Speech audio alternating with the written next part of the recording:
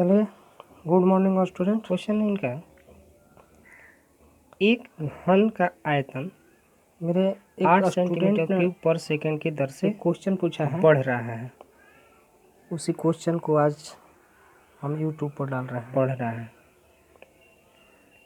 पृष्ठीय क्षेत्रफल किस दर से बढ़ रहा है जबकि इसके किनारे की लंबाई 12 सेंटीमीटर है। सबसे पहले मैं ये क्वेश्चन पढ़ा चुका हूँ, हम मान लें, फिर भी उनका रिक्वेस्ट है कि सर इसका वीडियो डालिए। चलिए, कि घन डाल रहा हूँ मैं इस क्वेश्चन का, कि उनका क्वेश्चन है भुजा। आप लोग भी देखिए, ए सेंटीमीटर तथा घन की आयतन भी है। घन की प्रत्येक भुजा मान लीजिएगा, प्रत्येक भुजा, घन की प्रत्येक भुजा ए सेंटीमीटर था, घन की आयतन भी है या भी सेंटीमीटर क्यूब है। तो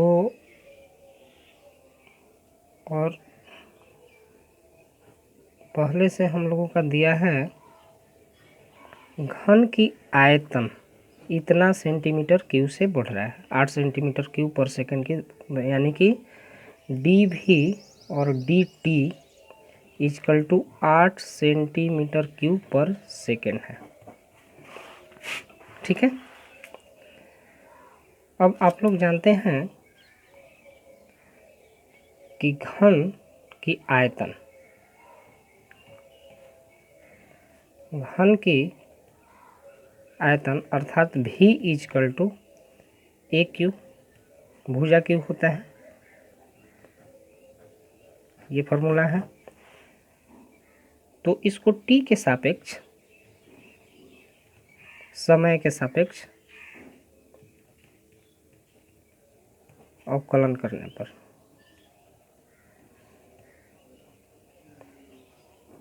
जब अवकलन करेंगे तो डी भी डी टी इक्वल टू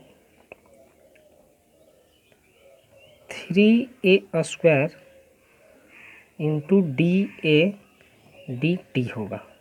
ध्यान दीजिएगा, फार्मूला इसका होता है कि यदि डी बटा में डी एक्स क्यूब, तो या एक्स के पावर एन कीजिएगा, तो एन एक्स के पावर एन माइनस 1 यही होता है। तो इतना का मान दिया है यहाँ, तो ये हो जाएगा 8 सेंटीमीटर क्यूब पर सेकेंड, और ये हो गया 3a² into d a d T, या ये हो जाएगा कि 8 सेंटीमीटर क्यूब पर सेकेंड और बटा में 3a² equal to d a d t. Recording करने में थोड़ा सा प्रॉब्लम हो रही है,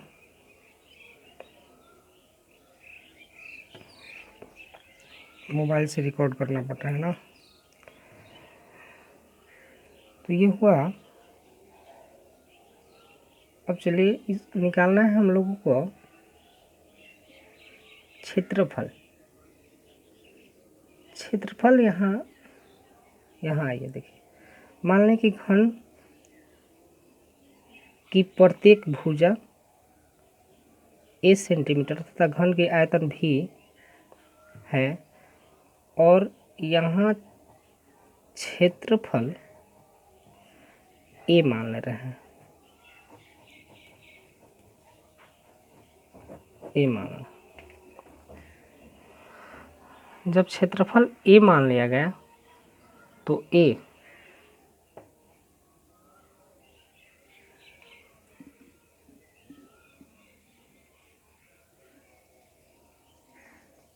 थोड़ा सा इसको एस मानिएगा,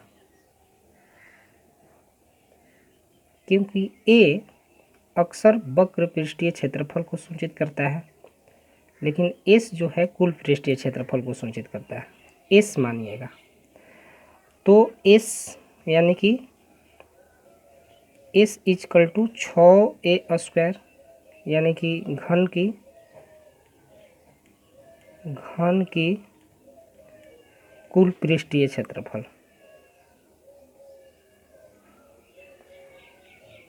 पृष्ठीय क्षेत्रफल है। अब इसको ds dt इजकल टू 6 हो जाएगा और ये 2a इंटू da dt, ये ना t के सापेक्ष अवकलन किया गया है। यहाँ से t के सापेक्ष बता दे रहे हैं यहाँ।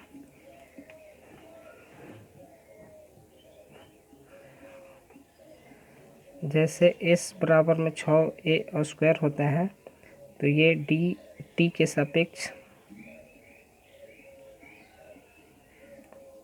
अवकलन करने पर ds dt होगा ये, और ये होगा कि 6 इंटू 2 और a के पावर 2 माइनस 1 अर्थात 6 इंटू 2a और फिर da dt, यहाँ भी अब होगा da dt। इस फार्मूला पे da dt अभी हो जाएगा 6 दूनी का 12। थोड़ा पेज यहाँ पलट रहा हूँ मैं, देखिएगा, इसको पूरा ले लीजिए।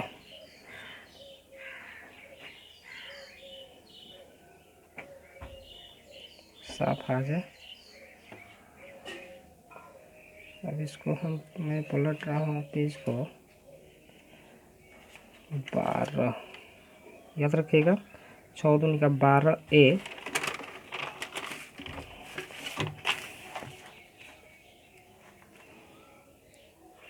ds dt is equal to 12a और da dt। ठीक है, इसके अनुसार अब मेरा da और dt का मान पहले आ चुका है।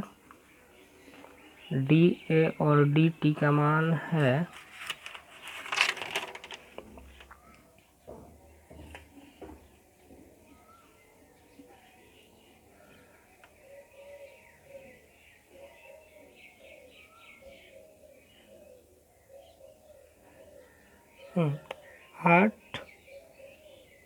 8/3a²।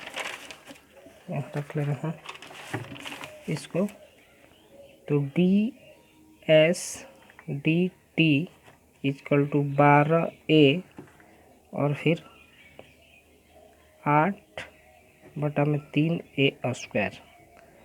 अब देखिए ये 3a²,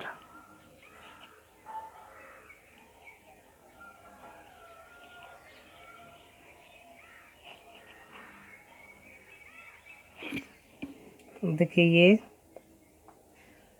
a और a डिवाइड हो जाएगा और 3 से ये कटा हुआ है 4×3 = 12, यानी कि ds और dt का मान होगा और 32/a और ये क्षेत्रफल है, इसलिए ये होगा इतना cm²/सेकंड। अब a का तो मान दिया है, a इजकल टू मेरा है कितना था, शायद a is equal to 12 centimetre. 12 centimetre है तो ds और dt का मान हो जाएगा 32 इजकल टू 12, 32/12। कटाइए इसको, 4 से कटाइए, 4×3 = 12 और 4 से 8 × 4 = 32। यानी कि ds और dt का मान है 8/3 सेंटीमीटर स्क्वायर पर सेकंड। मतलब इसका क्षेत्रफल अर्थात घन की क्षेत्रफल